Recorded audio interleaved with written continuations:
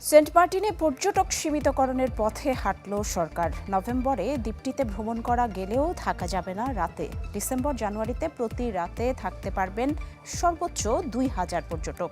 এরপর ফেব্রুয়ারি থেকে আবারও বন্ধ হয়ে যাবে পর্যটন।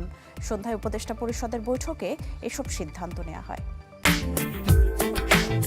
ফ্যালকন অ্যালুমিনিয়াম মরিচা পড়ে না ও স্ক্র্যাচ প্রুফ।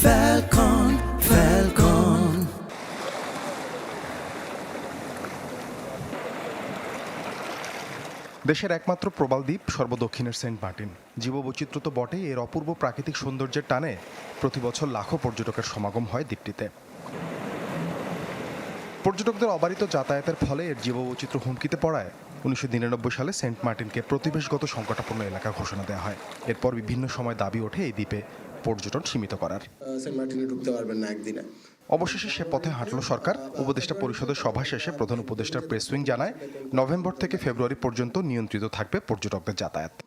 নভেম্বর মাসে পর্যটকরা যেতে পারবেন সেন্ট মার্টিনে, কিন্তু রাতে থাকতে পারবেন না। আর ডিসেম্বর জানুয়ারি এই 2 মাসে পর্যটকরা যেতেও পারবেন, থাকতেও পারবেন, কিন্তু প্রতিদিন সেন্ট মার্টিনে 2,000-এর বেশি পর্যটক প্রবেশ করতে পারবেন না।